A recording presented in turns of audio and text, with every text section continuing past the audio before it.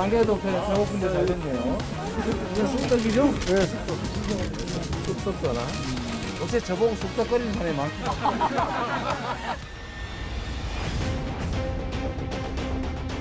제가 제일 하고 싶은 말씀은 주4일 근무제입니다. 음식점이나 대중음식점 허가 총량제를 운영해 볼까 하는 생각을 했어요. 아구 식당 열어가지고 망하는 것도 자유다.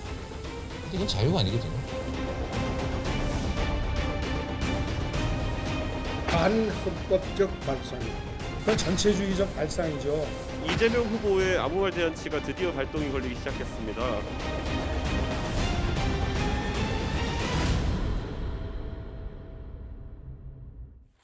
예, 오늘 뉴스탑 10은 바로 여기부터입니다. 1위부터 만나볼까요? 마구 식당을 열어서 망하는 건 자유가 아니다. 민주당 이재명 후보가 당과 조율이 안 된 정책을 내세우면서 적잖은 파장이 일고 있습니다. 어제 자영업자와 소상공인을 만나는 첫 민생 행보 자리에서 국가가 음식점 숫자를 제한하는 이른바 음식점 총량제 발언을 꺼냈죠. 먼저 좀 더 길게 듣고 오겠습니다. 하도 식당 문 열었다 망하고 문 열었다 망하고 이 사람 망하고 나가면 저 사람 망하고 와서 망하고 저 사람 망하고 이게 무슨 개미지옥도 아니고 대중음식점 허가 총량제를 운영해 볼까 하는 생각을 했어요. 자율성을 침해하는 거라서 결국 못하고 말았는데 그런 측면에서도 이 총량 규제가 반드시 나쁜 것만 아니다. 말은 그리 어렵지 않습니다. 하나부터 좀 시작을 해볼까요? 음식점 허가 총량제를 운영해 볼까 하는 생각이 있다. 어제 이재명 후보의 발언, 정치권에 좀 공방이 시작된 것 같거든요. 김 의원님. 그런데 이게 대통령이라고 하는 게 일단 국회에서 정한 법을 집행하고 시행하는 게 대통령직의 본질 아니겠어요, 보면. 예. 근데 현재 아마 식품위생법이라든지 아마 음식점 관련된 법제에 의하면 대부분의 음식점이 허가제가 아니고 아마 신고제일 겁니다. 그러니까 법에 정해진 요건과 기준만 맞춰서 신고를 하면 그냥 신고를 관청에서는 수리할 수밖에 없고 그냥 자율적으로 이렇게 영업을 할 수 있는 건데 예. 이재명 지금 후보께서 하시는 얘기는 허가제를 전제해서 그 허가도 숫자를 한정시키는 지금 허가 총량제를 얘기하고 계시거든요. 예.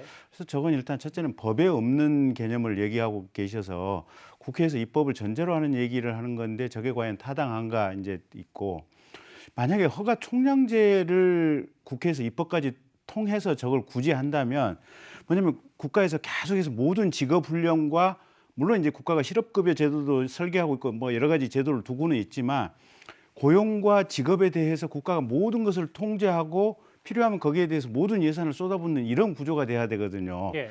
이거는 최소한의 사회 안전망이라고 하는 복지 체계하고 완전히 다른 국가에 의한 어떻게 보면 직업 지정 비슷한 정도까지 갈 수 있는 소지가 있어서 예. 사실은 대통령 후보로서는 굉장히 조금 위험한 얘기 아닌가. 저게 지금 중국이나 러시아 같은 공산권 국가에서도 지금 이런 제도는 운영하지 않고 있거든요. 그래서 너무 과도한 그러니까 자영업자들이 힘들고 그 자영업자들을 보호하기 위해서 내가 고심하고 있다 이런 의미에서 이해를 한다면 뭐 선회를 할 수는 있겠지만 전체적으로 조금 위험한 취지의 말씀이 아닌가 싶어요. 김 의원님 말씀을 좀 더 뜯어보면 좀 더 구체적으로 보면 그러니까 현 신고제에서 한 발 더 나가서 허가제, 그거보다 더 나가서 허가 총량제. 그러니까 좀 급진적이다. 법에 없는 제도 얘기를 하고 계신 거죠. 예, 지금. 법에 없는 제도다. 김관학 교수님. 네. 그러니까 이게 영업 자유 침해다. 우리나라는 시장 경제 아니냐. 뭐 여러 논란이 벌써부터 좀 시작이 됐거든요. 그러니까 재산권 행사를 막는 게 그렇게 쉽지는 않습니다. 그래서 이재명 후보 같은 경우도 이 주장이 아마 논란이 될 거라는 거를 알고서 이제 끄집어낸 건데 이 가장 중요한 건 문제의 본질이 뭐냐 이거죠. 그러니까 수만 개가 1년에 이제 사실상 음식점이 만들어지고 또 그만큼의 숫자가 사라져가요. 그러면 거기서 엄청난 자산 소실과 그다음에 부채가 발생을 하거든요. 이게 지금 현실인 것이고 그래서 이제 소상공인하고 자영업자를 만난 자리에서 이 문제를 어떻게 해결을 하느냐 뭐 이런 상황인 거거든요. 예. 특히나 지금이 코로나 상황이라 문 닫은 또는 문에 이제 영업을 규제받는 데가 너무 많고 피해가 이제 극심하다 보니까 이 문제를 어떻게 해결할 것인가에 어떤 초점을 맞춘 것이지 당장에 이거를 뭐 시행하겠다 뭐 이건 아니거든요. 그런데 우리가 이제 이런 얘기를 꺼집어내면 야당 뭐 이 후보라든가 정치인들은 아 그래 문제의 본질이 뭐다라고 생각을 하면서 거기에 대안을 제시한다 그러면 사실은 이재명 지사 후보가 굉장히 오히려 위축이 될 수 있는데 이거를 이데올로기로 환치시켜가지고 정치 공세를 펼친단 말이에요. 그러면 그것이 지금 민생을 굉장히 어렵게 이렇게 살고 있는 분들한테는 그런 어떤 공세가 다가오겠느냐. 지금 이재명 후보 같은 경우 문제의 본질은 다시 민생을 살려야 된다는 거기에 집중을 하고 있는 거니까 예. 이거는 저는 정치적인 이슈로 다가가는 거는 적절치 않다라고 생각해요. 이념 얘기는 아니다. 뭐 이렇게 말씀하셨어요. 그런데 이게 좀 논란이 커지니까 이재명 후보는 당장 시행하겠다는 얘기는 아니었다. 이렇게 한 발 물러섰습니다. 그러면서 이재명 후보는 이런 비유를 했습니다. 숫자로 따지면 정확진 않지만 연간 수만 개가 폐업하고 또 그만큼이 또 생겨나고 이런 문제들이 실제로 벌어지고 있어서 제가 성남시장 때 그 고민을 잠깐 했었다는 말씀이고요. 다 자유다 이렇게 정해놓고 마치 불나방들이 촛불을 향해서 모여드는 것까지는 좋은데 너무 지나치게 가까이 가서 촛불에 타는 그런 일들은 막아야 되는 거죠. 당장 뭐 시행하겠다는 건 아니고 자유와 방임은 구분해야 된다. 자유의 이름으로 위험을 초래하는 방임을 용인해서는 안 된다. 뭐 그런 말씀이었어요. 뭐 고민해 볼 필요는 있다고 생각합니다. 음식점 허가 총량제 수습하면서도 고민해 볼 필요는 있다 이렇게 얘기를 했어요. 그런데 이제 그 비유를 하면서 불나방이 촛불을 향해 모여드는 건 좋은데 촛불에 타는 일들을 막는 게 공직자들의 책임이다. 이 불나방 발언 때문에 좀 논란이 있는 것 같더라고요. 네. 이재명 후보가 막말을 한 것 같습니다. 자영업자들을 위한다라는 마음에서 시작한 것 같은데 예. 결론은 자영업자들의 마음에 불을 키우고 정말 큰 상처를 준 게 아닌가 하는 생각을 하게 되는데요. 왜냐하면 아시겠지만 시장에는 레드오션이 있고 블루오션이 있습니다. 레드오션에 뛰어드는 분들은 그러고 싶어서 그런 게 아니거든요.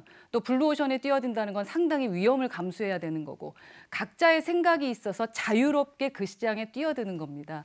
그리고 그럴 수밖에 없는 이유가 있는 것은 이해하지 못하고 불나방이라는 단어를 써서 비유를 했다는 것은 자영업자들에게 큰 상처를 준 말씀을 하신 것 같다라는 말씀을 드리고 싶고 예. 특히 앞으로는 창업도 허가를 받아야 되는 것이냐.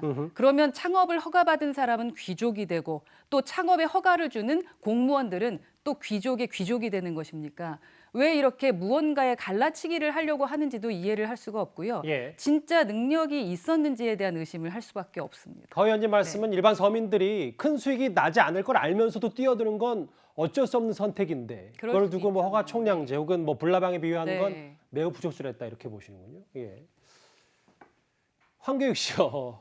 경기 관광공사 사장에 내정됐다가 이제 본인이 스스로 물러난 황교익 씨가 음식점이 인구 대비 너무 많고 시장 지지기 쉽다는 건 분명한 문제다. 장벽을 세워야 된다. 이렇게 이재명 후보의 정책과 얘기를 옹호를 했는데 황교익 씨 얘기도 황교익 씨 얘기지만 김경진 의원님 실제로 근데 당과 조율이 안 된 얘기를 이재명 후보가 하는 이유를 어떻게 받아들이십니까? 글쎄요. 그러니까 저건 충동적인 발언인 것 같고요. 정제되지 않은 것 같고 그냥 단순하게 생각을 해서 이게 현행법상 가능한 문제인지 이 부분에 대한 생각도 없는 것 같아요. 그러니까 제가 만약에 저 자리에 있다면 이거는 행정 지도나 행정 유도를 해야 되는 거 아니에요, 보면. 법으로는 당연히 누구나 창업의 자유가 있고 직업 선택의 자유가 있고 누구나 이게 개업을 할 수 있는 이런 자유가 있거든요. 예. 근데 실제로 만약에 현장에서 음식점이 너무 많고 폐업이 너무 많이 이루어지다 보니까 이게 자영업자들이 손해가 생긴다 이러면 이걸 유도하고 이 자영업의 어려움이라든지 이걸 도와줄 수 있는 이런 정책을 간접적으로 세우는 것이 사실은 법과 헌법에서 정한 이 행정기관의 장에게 대통령에게 주어진 책무거든요, 보면. 근데 그걸 얘기를 해야 되는데 법에도 없는 헌법 정신에 반하는 직업선택의 자유에 반하는 또 법에도 없는 허가 총량제 얘기를 한다고 하는 것은 사실은 좀 격하게 얘기하면 이게 법에 대해서 무지하게 법하고 상관없이 내가 어떻게 보면 대통령으로서 법 집행을 하겠다는 얘기여서 저는 대단히 위험한 얘기인 것 같습니다. 글쎄요, 뭐 지금 우리 사회에 식당과 음식점이 많다라는 부분에 대해서는 여러분들이 공감을 하시면서도 그 대책이 결국 이거냐라는 거에 대해서는 야당의 시각은 꽤 다릅니다. 이재명 후보가 시장 경제를 부정하는 거냐라면서 히틀러 그리고 북한의 김여정까지 빗댄 비판이 나왔습니다. 그건 전체주의적 발상이죠. 무슨 음식점이 사행산업입니까? 히틀러 나치 때도 그런 짓을 안 했을 겁니다. 그것이 실제 실현할 수 있는지에 대해서 아무런 검토도 돼 있지 않은 상태에서 일단 지르고 보는 그런 이재명식 아무 말 잔치의 공약이라고 생각합니다.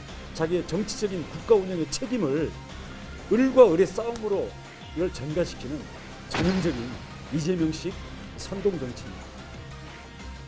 이재명 후보의 아무 말 대잔치가 드디어 발동이 걸리기 시작했습니다. 2030 세대, 즉 미래 세대가 본인을 지지하지 않는 상황에 조급한 나머지 그들의 표를 얻어보겠다고 음식점 허가 총량제라는 이상한 제도를 이야기하고 있습니다. 경제학의 근본을 무시하는 정책들입니다. 예, 오늘 야당에서는 이재명 후보에게 할 수 있는 비판은 다 한 것 같아요. 나치, 포퓰리즘 증오 정치, 김여정의 말인 줄 알았다. 대선 후보들이 뭐 이렇게 얘기를 했는데 허나연님, 아까 김관옥 교수님의 지적대로 뭐 비판할 수 있대. 그러면 자영업자를 살리기 위해서 야당에선 대선 후보들이 뭐 이런 정책을 좀 내놨으면 좋겠다. 뭔가 대안을 제시하는 모습이 더 어땠을까라는 생각도 드는데 그 비판에 대해서는 어떻게 생각하십니까? 네, 그 대안을 제시하는 게 먼저 있었으면 더 좋겠죠. 그런데 살펴보시면 저희는 자영업자들에 대한 대안들을 각각의 캠프에서도 이미 제안을 하고 있고 아하. 그리고 저희 당에서도 이미 여러 가지의 정책들을 내놨습니다. 저러한 말씀들을 드릴 수밖에 없는 게 오늘 최고위 회의에서도 이준석 대표가 어이없어 했었거든요. 예. 정말 유능하다라고 말했던 게 사실이냐. 너무 무능한 정부의 모습을 보여주는데 그 무능한 정부의 업그레이드 버전 같다.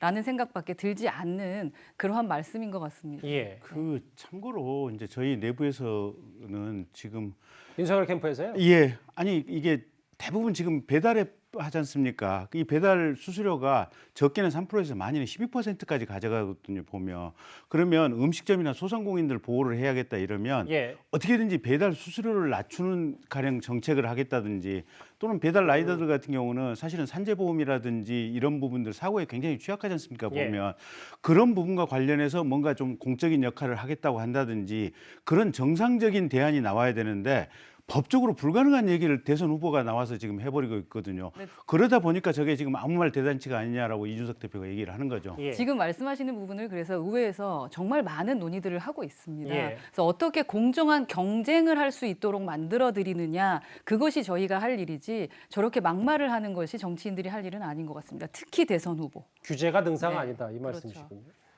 김여정, 나치 뭐 이런 야당 후보들 이재명 후보를 집중 겨냥했습니다. 그런데 이재명 후보가 이런 음식점 허가 총량제와 같은 다소 깜짝 공약 정책들을 내놓은 건 이번이 처음은 아닙니다. 한번 들어보겠습니다. 대학을 가면 장학금도 주고 온갖 지원을 해주는데 대학 안 간 사람은 왜 지원을 안 해주나? 세계 여행비를 뭐 한 1,000만 원씩 좀 대학 안 가는 대신에 지원을 해주면 훨씬 낫지 않을까 하는 생각이 드는데 어떻게 생각하세요? 국민 누구나 도덕적 해이가 불가능한 최대 1,000만 원 이내 금액을 10년 또는 20년의 장기간 우대금리보다 약간 높은 수준의 저리로 대출을 받을 뿐 아니라 언제든지 갚거나 대출받을 수 있는 마이너스 대출 형태로 수시 입출금 할 수 있게 하겠습니다.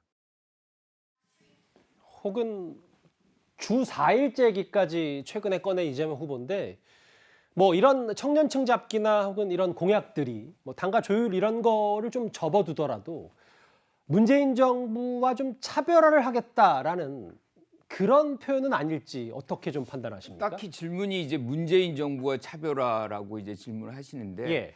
뭔가 문재인 정부의 문제점이 있다면 그건 또 개선해야 되겠죠. 그런데 이제 기본적인 거는 저는 뭐 계승을 하는 그런 전제 속에서 가고 있다라고 봐요. 그리고 2030 젊은 층에 뭔가 어필을 하기 위해서 이런 정책을 내놓는다는 것보다는 지금 그만큼 2030이 어렵다는 걸 반증하는 거거든요. 예. 그러니까 과거 우리 세대만 해도 뭐 2030의 문제점이 거의 없어요. 일자리가 거의 제공이 되다 보니까. 그런데 지금 일자리가 없는 것이 사실상 가장 근본적인 2030의 원인이거든요. 문제점에. 그러니까 거기다가 많은 어떤 정책적 배려를 해야 할 필요성이 있기 때문에 지금 이재명 후보든 뭐 다른 야당 후보들도 마찬가지로 여기다가 이제 정책을 내놓고 있는 부분이거든요. 그런데 예. 지금 여기에 우리가 나와 있는 정책들을 보면 정책으로 채택된 것도 있고 그냥 언급한 것도 있는데 그냥 이걸 다 싸잡아서 다 정책으로 지금 얘기를 해버리고 있어요. 그러니까 이거는 좀 우리가 구분을 해서 사실은 이거는 정책화 안 된 것이고 이건 정책화된 것이라는 얘기를 좀 할 필요가 있겠다 이렇게 생각합니다. 예.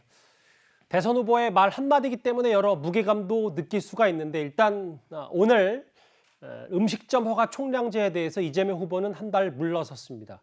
이 얘기가 첫 번째 이슈였고요. 그리고 다음 주제는 이재명 후보와 관련 있는 이슈가 주제가 하나 더 있습니다.